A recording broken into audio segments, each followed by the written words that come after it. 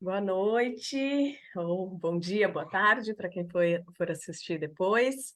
Estamos aqui para mais um Simple Journal Club, esse projeto dentro do Simple Research Group, que tem como objetivo estimular a produção e o consumo de literatura científica. Então, a ideia é que a gente traga um texto como base e discuta um pouco em cima, traga os comentários, opiniões, perguntas, e sempre a gente intercala um artigo com um texto mais teórico, e a gente hoje está discutindo o livro The Book of Why. A gente já está no quarto capítulo, então a introdução foi uma introdução ali do livro, né? E a gente falou bastante sobre o pensamento todo por trás dos dados, né? Então, além dos dados. Depois, no capítulo 1, a gente viu sobre, tem uma colinha aqui, sobre a escada da causalidade, os três níveis, né, desse raciocínio causal. Então, o primeiro nível de associação, depois intervenção e depois pensar no contrafactual. Capítulo 2, a gente passou um pouco pela história, né, de alguns estatísticos, das suas contribuições, de Galton, de Pearson. Falamos um pouco, né, das críticas, os autores criticando um pouco Galton sobre eles desencorajarem essa discussão da causalidade, e depois começa a falar sobre os diagramas causais. No capítulo 3, a gente viu sobre o teorema de Bayes, das redes bayesianas, e hoje a gente vai falar sobre, vou fazer uma tradução aqui, confundindo confundidores e desconfundindo, ou derrotando a variável oculta, ou eliminando a variável ali à espreita. A gente vai entender melhor o que é isso. E hoje o nosso moderador internacional é o Luiz Augusto. Obrigada por ter topado moderar a reunião, mesmo confuso aí. E boa reunião para nós. Tem várias dúvidas. Vamos lá. Bom que tem várias dúvidas, né? Pelo menos eu não vou ficar no monólogo aqui, vocês vão me ajudar. Então, boa noite, pessoal. Hoje, então, como a Ana comentou, né? Acho que o tema central desse capítulo é falar um pouquinho da questão dos confundidores, né? E como controlar um pouco ou tirar um pouquinho essa influência dos confundidores quando a gente roda o estudo ou faz análise, na verdade, né? Usando essa questão da causalidade, né? Que a gente está abordando desde o início dos capítulos. E, bom, vamos lá. Então, esse capítulo, assim como todos os outros, né? Eu acho que sempre vai ser assim, parece que é algo corriqueiro aí, algo do autor mesmo para trazer a gente para o tema. Ele começa contando uma historinha, né? E aí a história desse capítulo é meio que, eu vou falar do meu jeito aqui, tá? Mas tem todos os nomes certinhos lá. Mas meio que ele conta a história de uma espécie de funcionário de um rei, né? Que vai fazer uma expedição ali para resgatar prisioneiros.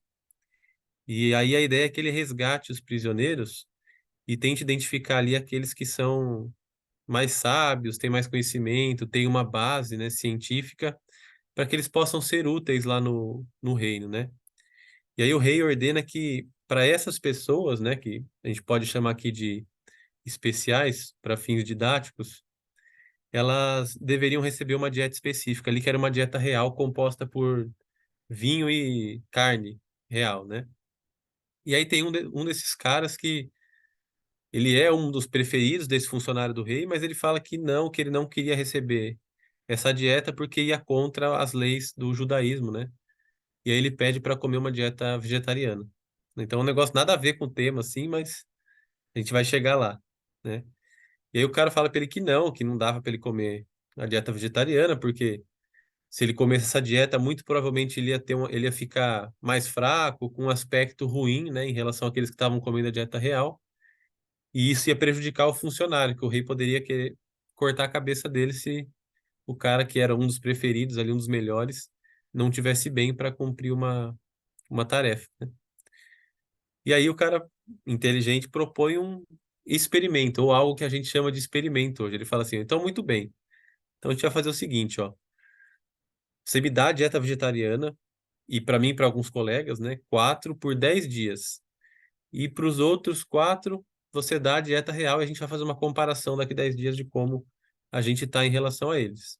Se a gente tiver melhor que eles, a gente continua com a dieta real e talvez todo mundo passe a comer uma dieta real, né, se ela for melhor que a dieta real. Se a gente tiver igual, não faz diferença, cada um pode comer a sua. Mas se a gente tiver pior, ok, a gente vai ter que comer a dieta real, não vai ter jeito, né? Então aqui ele propõe o que a gente chama hoje de experimento controlado, né? E aí tem duas coisas interessantes que eles começam a comentar aqui, que a gente conversa bastante, né? Então até anotei aqui duas. Eles não fazem exatamente essas duas perguntas, mas são duas perguntas para a gente pensar e responder juntos, né? Por que que ele propõe o experimento? Por que que ele não propõe que seja feito o teste apenas nele, né? Por que que eu tenho que ter um grupo controle? E o outro ponto que eles discutem um pouco também, mas não é uma pergunta, é por que que ele faz isso de forma prospectiva, né? Por que que ele propõe 10 dias, né? Por que que eu não poderia simplesmente ver a experiência prévia de pessoas que comeram a dieta tradicional e pessoas que comeram a dieta vegetariana, né? Então, nesse ponto, alguém se habilita aí para me ajudar? Por que que eu não testo em uma pessoa? Tem que ter o grupo controle. E por que que é prospectivo sempre? É, bom, se a gente olhar, né, porque 10 dias, fazer a dieta e olhar 10 dias depois, eu fico pensando porque a gente não sabe o que aconteceu antes, né? Se a gente pegar de um ponto e voltar, a gente não sabe exatamente, aí, né? Eu não quero já entrar no termo confundidores, mas meio que é isso, você não sabe o que exatamente causou aquela mudança, se teve ou não mudança, aquele desfecho, né? Você não sabe se foi pelo que você está olhando mesmo ou se tiveram outras coisas, outras variáveis interferindo ali. Boa. Então, ó, essa que você comentou a questão do prospectivo, né, de ser prospectivo. Se a gente pegasse naquele momento, além de ter essa questão dos confundidores, porque a gente não sabe o que aconteceu, né, no meio tempo entre eu dar a dieta e ter acontecido o resultado, né, ver o aspecto que eles estavam, eu não sei muito bem o que aconteceu nesse meio tempo, que é um problema.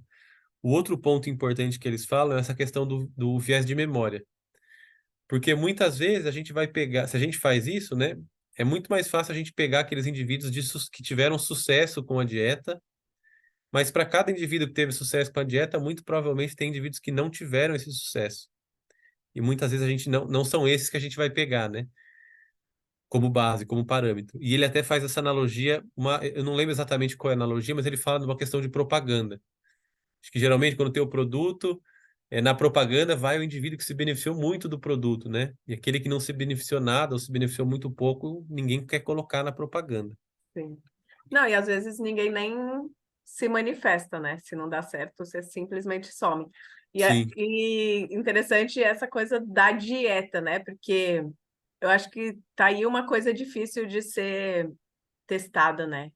Você controlar a dieta, assim, porque aquela história de você não lembra nem o que você comeu ontem. Então, às vezes, escapa de comer uma coisa que não estava ali. É muito difícil controlar um comportamento tão, né? Não sei. Agora que você estava falando, eu achei curioso de ser justamente a coisa mais difícil, eu acho, de se estudar, assim. e aí, o problema também nesse caso, vai entrar no que eu vou falar agora, mas o problema é que muitas vezes o cara perde peso, mas não é só pela dieta, entendeu? Tem uma série de outras variáveis que estão ao redor, né? Inclusive, a gente poderia fazer uma rede causal para conseguir diferenciar aqueles indivíduos que fizeram a dieta e tiveram resultado e os indivíduos que fizeram a mesma dieta e não tiveram resultado, né? E aí esse é um grande problema nos dias de hoje, porque assim, ele não testa apenas nele, porque ele é um indivíduo único, muito diferente dos outros, né? Então, com várias outras características diferentes ali.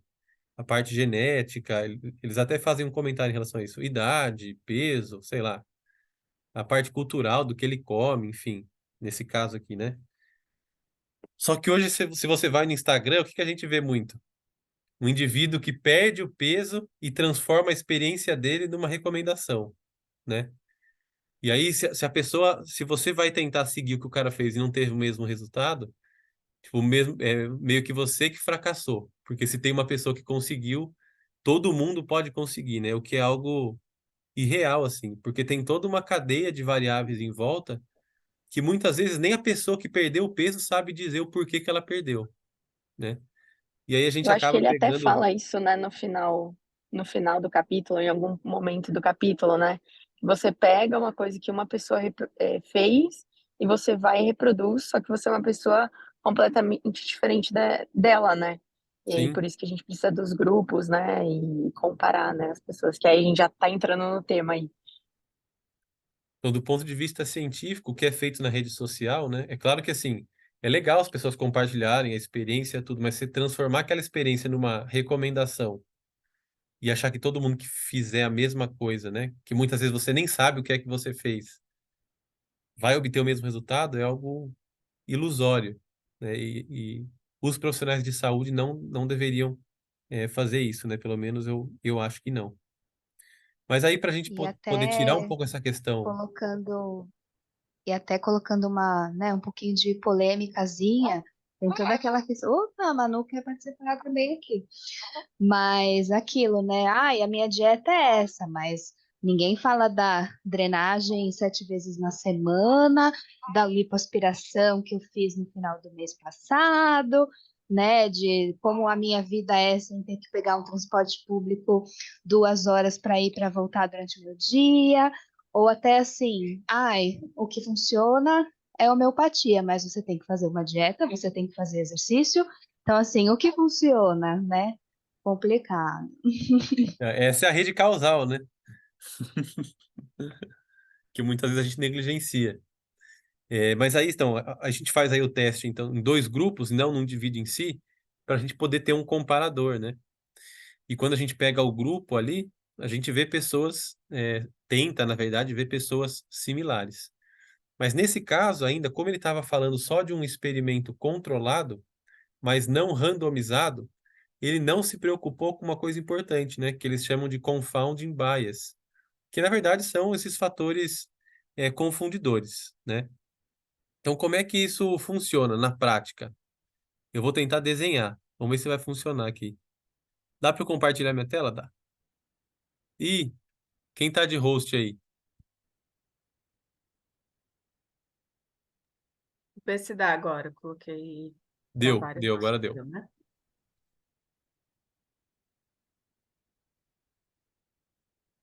Vamos ver se vai funcionar agora a minha tela aqui.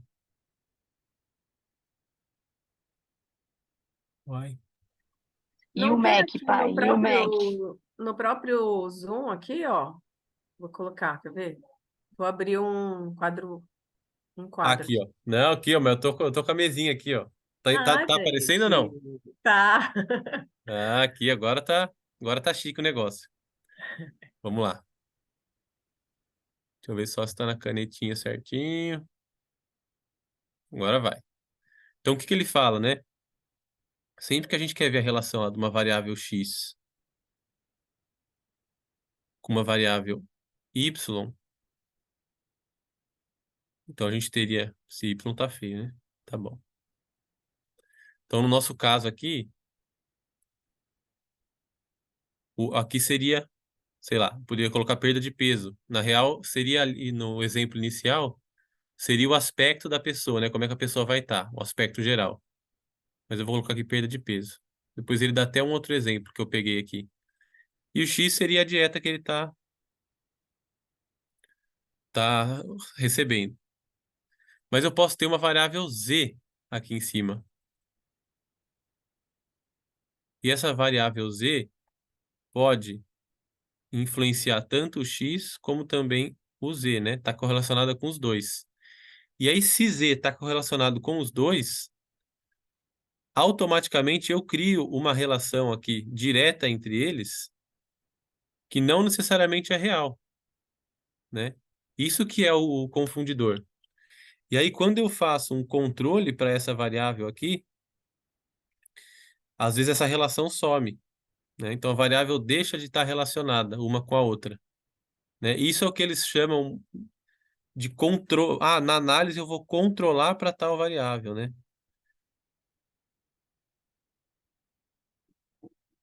E aí ele dá um exemplo aqui, que é o exemplo do estudo da caminhada, né? Onde tinha aquela relação lá. Se o cara caminhava muito, sei lá, caminhava, é uma caminhada habitual, acho que era, ou caminhar versus caminhada intensa, algo do tipo, né? E o impacto disso sobre a mortalidade. Então, a mortalidade era o Y, o desfecho. Quem morria mais, né? E aí eles colocam como um fator de confusão aqui a idade do paciente, dos pacientes, né? Eram idosos, acho. Por quê? Se o indivíduo é mais velho, muito provavelmente ele vai caminhar menos. Se ele é mais novo, ele vai caminhar mais. E para o outro lado aqui, quanto mais velho, espera-se que seja maior a chance de morrer. Quanto mais novo, menor, né? Então você tem uma correlação aqui da idade com as duas variáveis. E isso automaticamente acaba criando uma correlação que pode não ser real entre a caminhada e a mortalidade, né? Por isso que vale a pena, às vezes, você controlar para essas variáveis de confusão. E qual que é a dificuldade aqui? A dificuldade é que às vezes você não coletou essa variável, né? E aí você tem um problema, porque se você não coletou essa variável e não é um ensaio controlado e aleatorizado, né, onde você tem a randomização para controlar isso, você não consegue saber se o efeito ele é real ou se é uma relação espúria, né, que ele fala que a gente está vendo, né? E aí como é que ele faz esse controle? Nesse caso aqui, o que eu teria que fazer é fixar a idade, né? E para cada idade que tem lá, sei lá, não é essas idades, sei lá, mas 18, 19, 20, por aí vai, eu vou fazer a comparação do grupo um com o grupo 2. E aí eu vou ter uma média de efeito aqui. E eu vou ponderar essa média de efeito pelo N de indivíduos que eu tenho com cada idade, né? E aí eu vejo se de fato, quando eu controlo para a idade, o efeito continua ou o efeito some, né? Então, assim que funcionaria essa questão da variável confundidora que eles chamam de Z aqui. Beleza? Deu para pegar? Eu, perfeito. Sim, ficou ótimo. Boa. Primeira vez que eu entendo o que é controlar para uma variável. É, Só achava bonito isso. E que vou até controlar. vem um ponto, né? Acho que é logo na sequência desse exemplo que ele traz sobre a questão de controlar exageradamente, né? Uhum. E que sempre a gente lê, né? Ah, controlei para variável. Então é como se, tipo, agora todos os problemas acabaram, né? E até ele coloca exatamente uma frase bem assim, né? Que você dá mais confiança e precisão, mas que isso pode estar bem errado, assim. E daí eu queria que você comentasse um pouco, se pudesse até trazer um exemplo de quando isso pode ser ruim, assim, e como a gente pode quando está lendo um estudo, sabe? Pensar, tipo, que essas variáveis deveriam mesmo ser controladas ou não, tipo, aqui foi um exagero ou não, sabe? Se tem Uhum. alguma dica, vamos dizer assim, para quando estiver lendo o artigo. Beleza. Esse é até o ponto que a gente ia começar a entrar agora, né? Porque quando a gente fala de controlar, parece que controlar nossa, controlar é o santo graal, né? Controla para tudo e beleza, vai estar excelente. Mas controlar para tudo, ele fala, não é bom e controlar para nada também não é bom, né? Quando você não controla para nada, tem vários fatores que podem estar influenciando naquela relação. Agora, quando você controla para tudo, às vezes você controla para uma variável e o fato de você estar controlando, dependendo do papel daquela variável na rede causal, o efeito que existiria, ele se perde, né? E a gente vai ver um exemplo disso já já, né? E aí ele tenta falar assim, ó, tá bom, mas qual que seria o caminho certo então, para eu saber se eu controlo uma certa variável ou se eu não controlo uma certa variável? E aí que ele é a primeira vez que ele cita no livro essa questão do critério backdoor, né? Que depois ele vai explicar um pouco mais lá na frente o que que é. Qual que é a questão principal aqui? A questão principal é que para os estatísticos em si, não existe você falar de causalidade sem estar dentro de um ensaio controlado e autorizado, né? Pela visão do livro aqui, o que eles falam. Então você vai conversar com o estatístico, se você faz um estudo observacional onde você controlou para um monte de coisa e você fala de causalidade, estaria errado. Porque por mais que você controle por um monte de coisa, tem coisas para as quais você não controlou, né? Às vezes, mesmo sabendo que aquilo era um confundidor, você não coletou o dado, então não tem como você controlar para aquelas variáveis. E aí eles assumem que você não pode falar de causa e efeito. Ao passo que se você faz um ensaio clínico, na randomização você controla até para aquelas variáveis que você não coletou, né? Que é o que o pessoal fala da mágica da randomização. Aí você teria os grupos similares e estaria resguardado nesse ponto.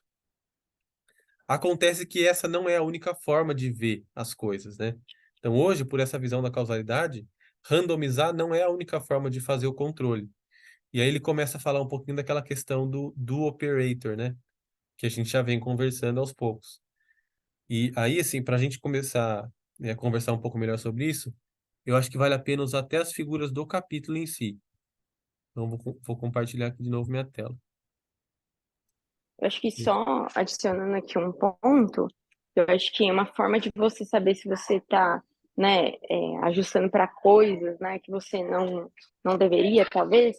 Eu acho que um ponto é você saber e tentar entender ali o tema que você está estudando, né? E aí você vai lendo estudos e tal, e você meio que vai criando e entendendo quais variáveis são importantes. Porque talvez você não consiga fazer um ensaio controlado randomizado, né? E aí você usa Uhum. de outras vias e outras análises, né? E aí fazer o path diagram, ele ajuda muito nisso, né? Porque aí você vai colocando essas variáveis e tentando entender. E aí a gente sempre fala, né, que lá tem os três degraus, e aí acho que é uma somatória de conhecimentos, né? Então acho que, eu não sei se está tendo uma gritaria atrás, mas eu acho que isso ajuda também a você entender, né? Não é só sair fazendo, mas quanto mais você vai lendo, mais você vai entendendo, mais você vai adicionando coisas que podem ou não ser importantes para aquele ponto. Não sei se você pensa assim também, mas acho que é uma forma de ajudar a gente a justificar algumas coisas. Por que que a gente colocou ou não colocou, porque acho que todo modelo tem que ser pensado a priori, né? E isso é muito que o Luiz fala para a gente, né? Não é só depois, análise e controla. Não, mas por quê, né? Tem que pensar sobre isso. Assim, eu acho que a base é isso, é um critério teórico que a gente usa, né? E aí, assim, fica muito, eu sempre falo isso, né? Fica muito na mão do pesquisador, do quanto ele tem de conhecimento sobre a área. Porque se é um cara que conhece muito pouco, por mais que ele queira montar uma rede causal, a rede causal dele vai ficar fraca, né? Vai estar, assim, você vai ter muita incerteza em cima daquela relação de causa e efeito. Agora, se é um cara que conhece muito a área, ele sabe quais são as variáveis que podem influenciar aquela relação, como que elas podem influenciar, né? Como que elas se comportam. E aí tem aquela questão, por exemplo, que ele comenta aqui, já comentou anteriormente, da mediação, do que é um colisor, do que é uma variável proxy, né? São coisas que ele comenta e que, na verdade, você vê que tem várias variáveis ali, que elas têm um potencial para gerar confusão, mas elas têm um papel específico. E aí o cara que manja mesmo da área, a ideia é que ele conheça essas variáveis e tente identificar como que elas estão relacionadas ali, é, entre a causa e o efeito, né? E a ideia do principal do capítulo é mostrar que, de fato, o ensaio clínico não é a única forma de você conseguir fazer isso. Então, utilizando o do operator, você consegue também estabelecer a relação, de causa e efeito. E muitas vezes, por mais que a gente faça isso, no estudo observacional, a gente ainda coloca o ensaio clínico como sendo superior, né? E o autor fala que não, que na verdade, se você construir a rede bem feita, os dois poderiam ter o mesmo peso, porque usando o do operator, na verdade, é uma outra forma de fazer o controle, né? Que não por meio da randomização dentro do ensaio clínico, né? Isso é algo totalmente novo e que muita gente, assim, se ouvir a gente falando isso aqui, vai falar, pô, que vocês estão malucos, o que que vocês estão falando, né? Que o cara que não Deixa consegue eu seguir o ensaio perguntar clínico. um negocinho. Deixa eu perguntar um negocinho, só antes de seguir muito, que a Pamela falou uma expressão aí em inglês e eu não entendi muito. Bem, ela quer. sobre um diagrama, não sei o que é diagram, que ela Hum. falou sobre o controle das variáveis. Qual que é o nome? Desculpa, não O escutei Path direitinho. Diagram. É, Path Diagram, Path na verdade, é Diagram. essa imagem que a gente está vendo aqui, ó. Ok. Que é É que eu assim, não peguei o nome inglês.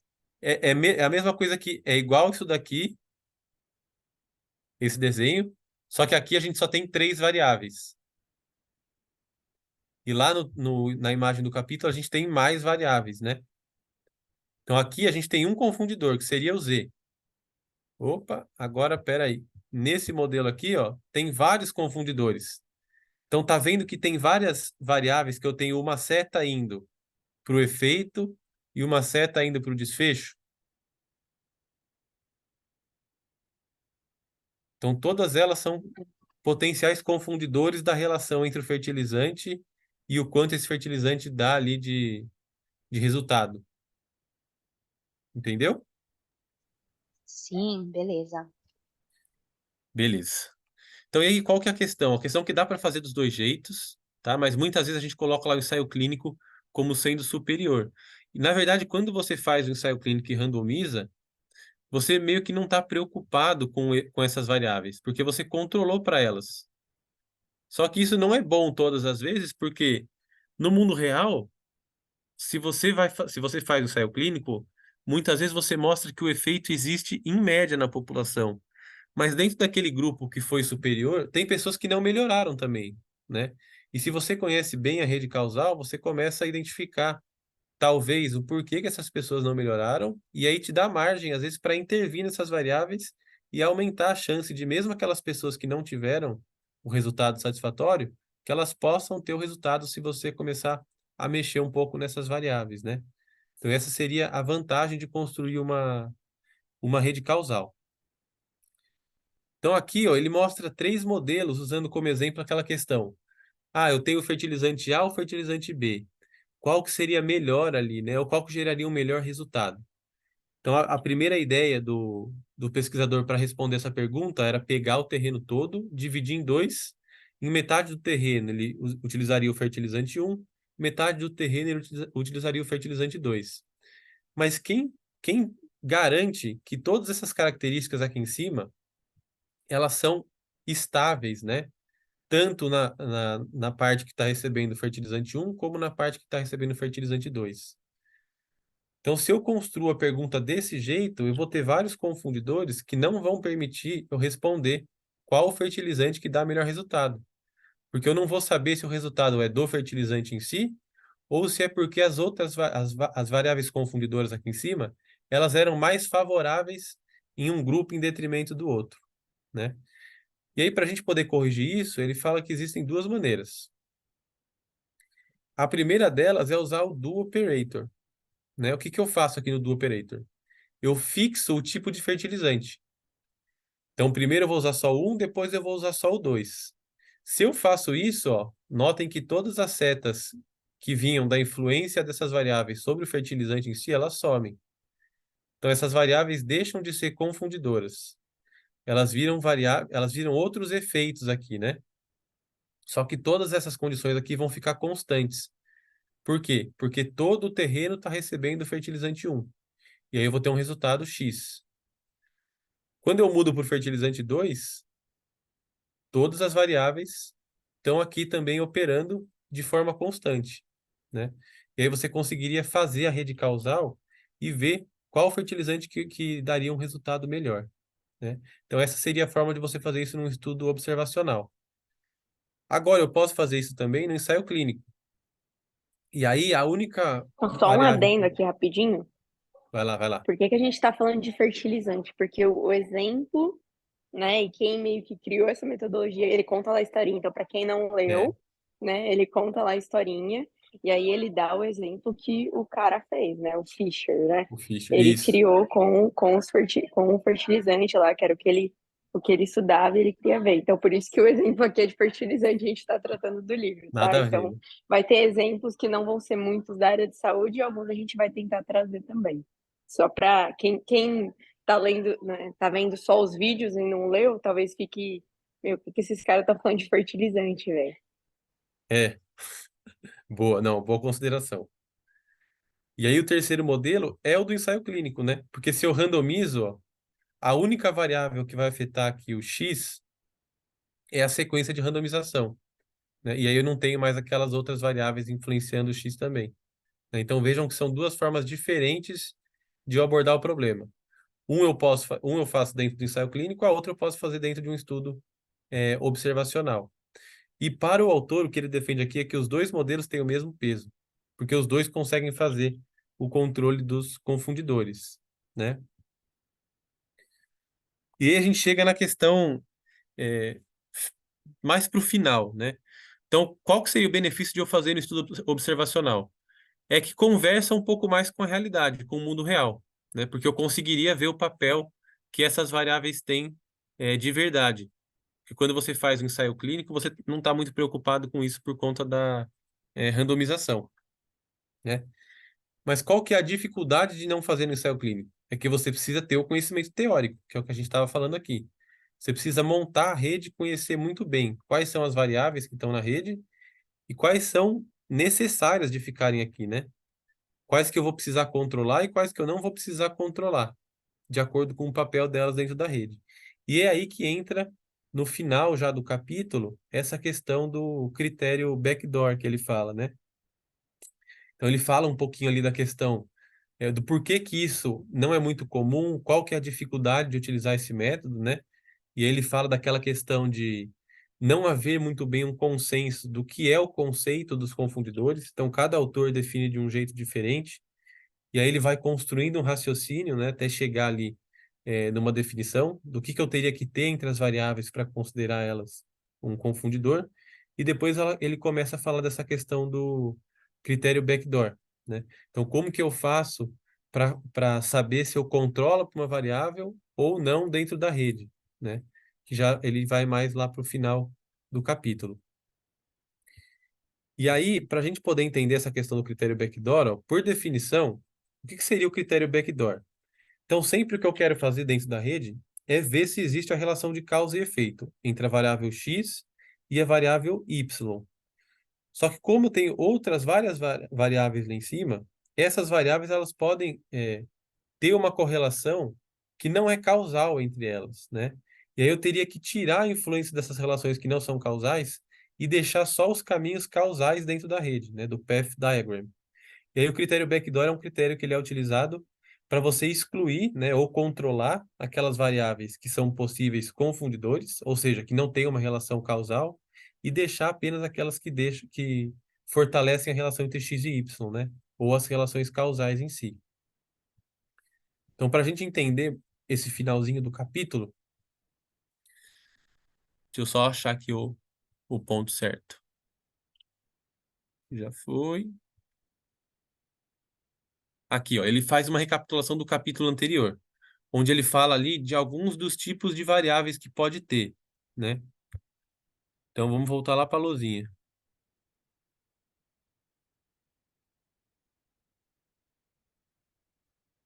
Então ele fala da questão do mediador, né?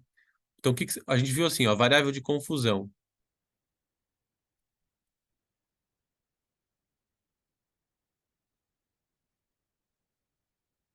Então a variável de confusão é quando eu tenho o x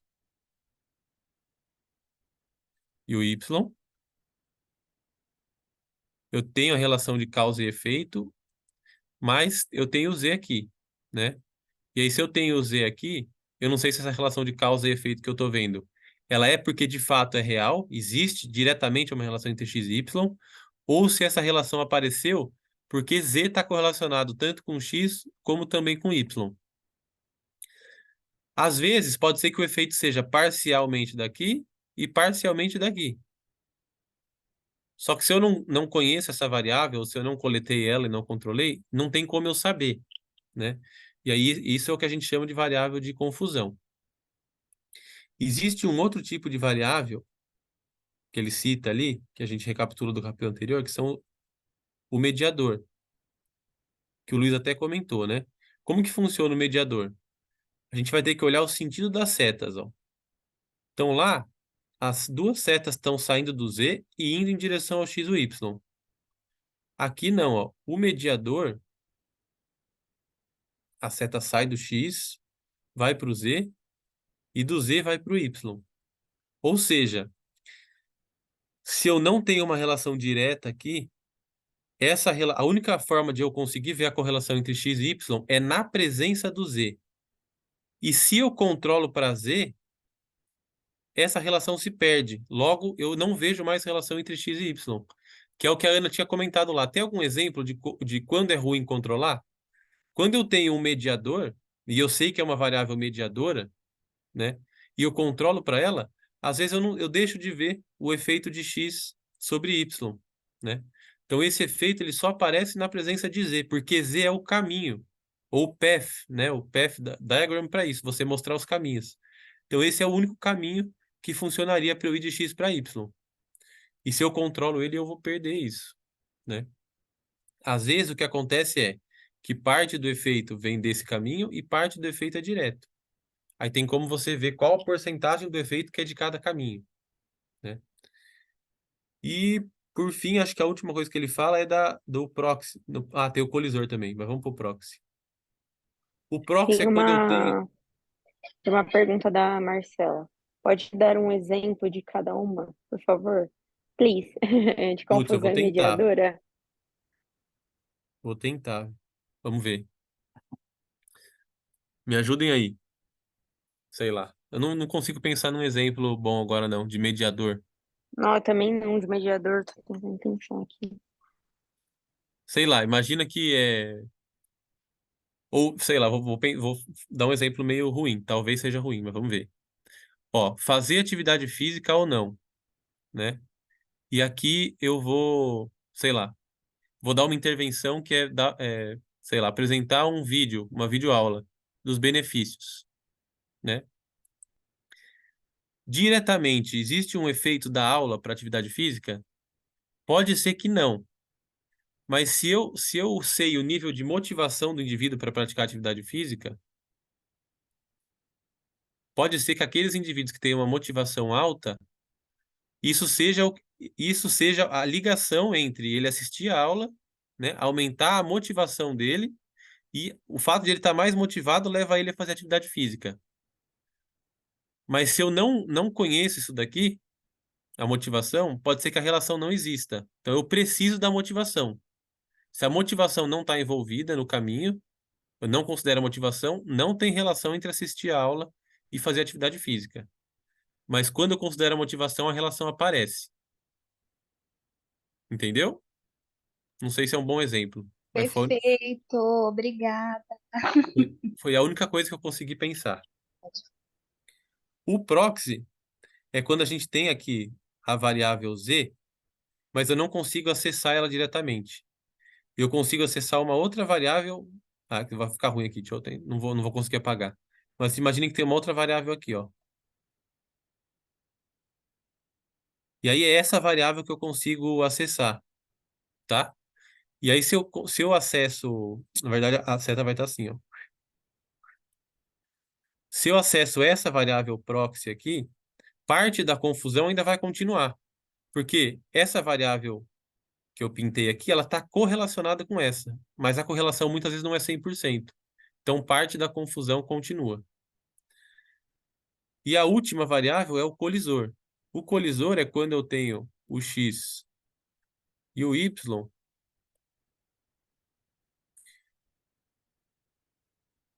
e agora olha o sentido das setas, ó. As duas estão indo para o z. Ou seja, não existe relação direta entre x e y, tá? Na presença de z. Só que se eu tirar o z, aí a relação pode aparecer, tá? Então é o contrário. A relação só aparece na ausência, porque quando z está aqui, ó, as duas são totalmente independentes. Beleza? Tudo bem? Mais Muito ou bom. menos? Acho que Boa, foi boa. E, bom. e por que que eu falei todo esse negócio, essa confusão? Porque o critério backdoor usa o controle ou não dessas variáveis para você conseguir chegar na relação causal que você tem interesse. que é o que ele mostra aqui nesse exemplo, ó, né?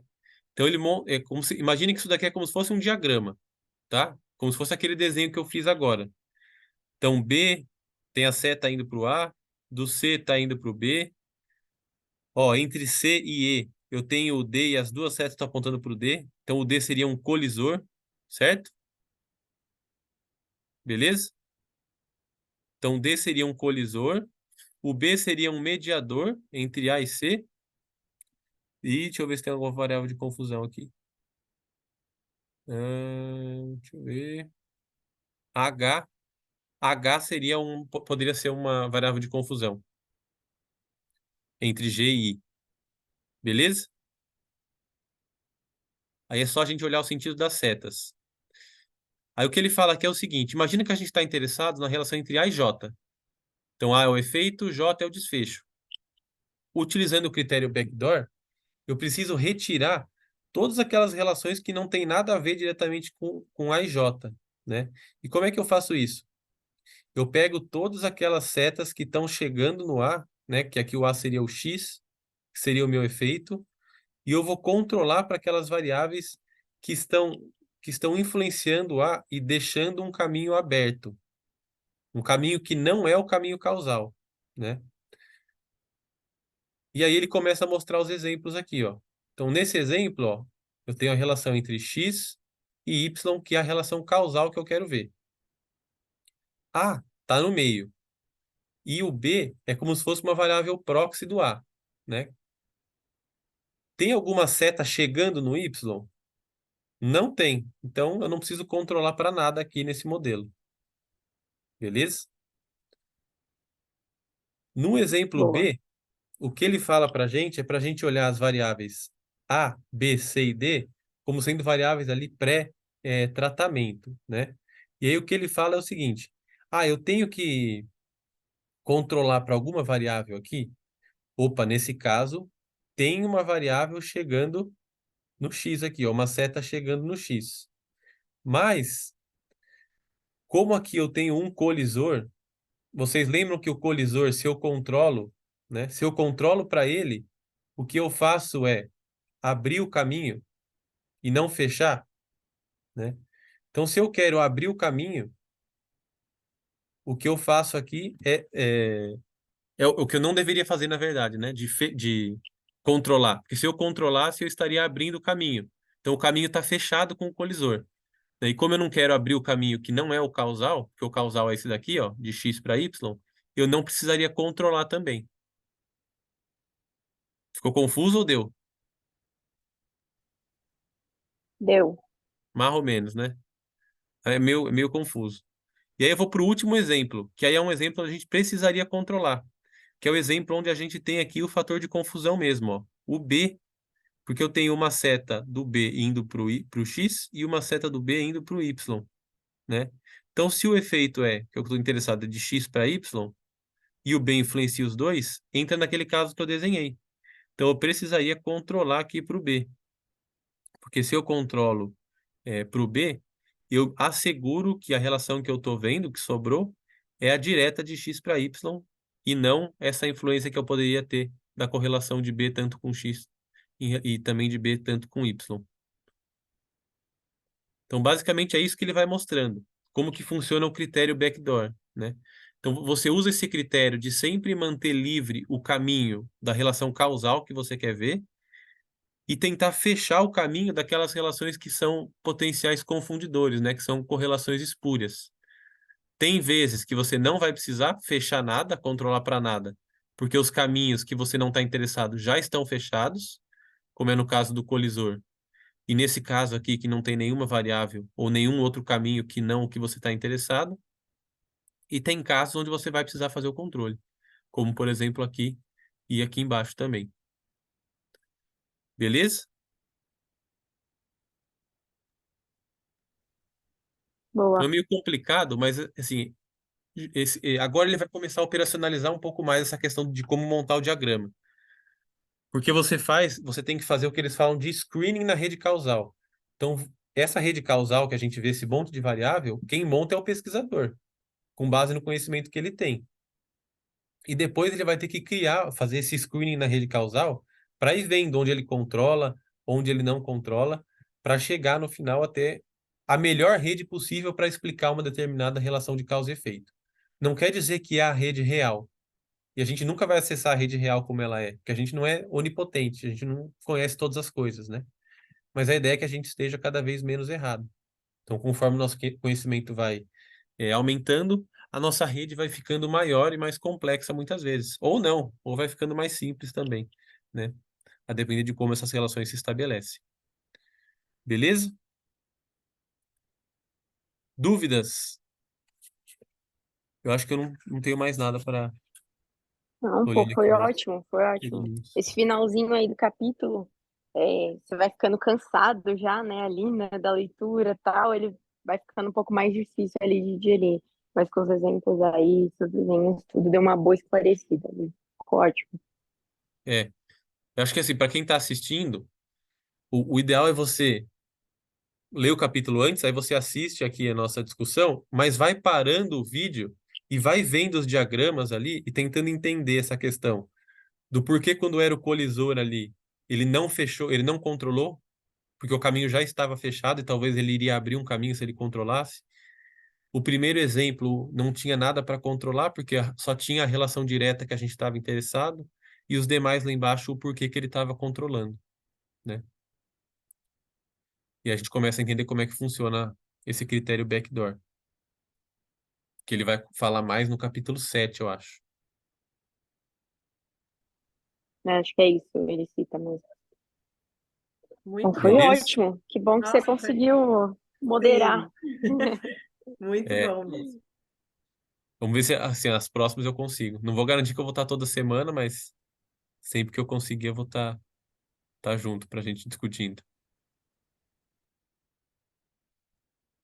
Então é isso. Boa. Que Tem algum ótimo. recado? Decretado. Muito melhor agora para compreender, lendo de novo, assim, com a sua vozinha ali na cabeça, dá outro sentido. Ótimo Né? mesmo. Obrigada. Imagina, que isso. É, o negócio é ir repetindo, até ir entrando na cabeça, porque é algo que a gente não está muito acostumado, né? Quando você faz um ensaio clínico, você roda, você não precisa criar um modelo, né? Você não precisa criar um diagrama. Você faz o grupo tal, faz uma nova lá, alguma coisa assim, só o teste estatístico você usa e coloca uma pedra em todo o resto, né? Porque teoricamente você controlou tudo na randomização. E aí você não tem essa apreciação toda teórica das variáveis, como elas se relacionam, quais são relevantes e por aí vai. Esse é o maior benefício desse método de causalidade. E acho que para o nosso contexto aqui, né, do esporte, faz bastante sentido. Achei legal a hora que ele fala sobre tirar um pouco os ensaios clínicos do pedestal, né?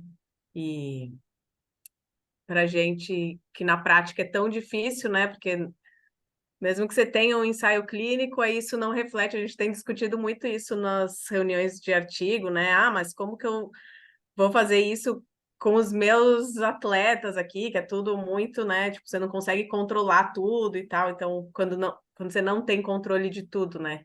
Talvez para a gente seja bem útil esse caminho. Não sei, Sim. pensando aqui. E até ele fala que o ensaio clínico é um método muito bom, só que nem sempre ele é viável também, né? Às vezes é antiético você randomizar o paciente para fazer uma coisa ou outra. Às vezes para você randomizar ali, você vai ter que controlar você vai controlar para várias coisas que já não reflete a população onde aquela intervenção vai ser aplicada depois, né? Então são alguns problemas aí que ele coloca, né? E que aí vai ao encontro de falar que talvez a gente tenha que olhar essa outra forma de ver as coisas com carinho também. Beleza? Boa. Decretado. O sextou. Para mim já sextou aqui já, hein?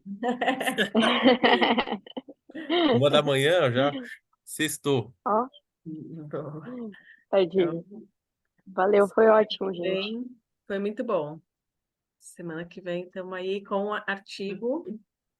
Agora até o final, às 8, tá? Porque acabaram os seminários. A não ser que a gente pense aí nesse horário para o Pensar no Luiz. nosso Vamos ver, depois querido, a gente conversa. querido Luiz. É. Beleza. Não, Boa. pode, mas assim, É, sem problema também. Não precisa mudar só por causa de mim também.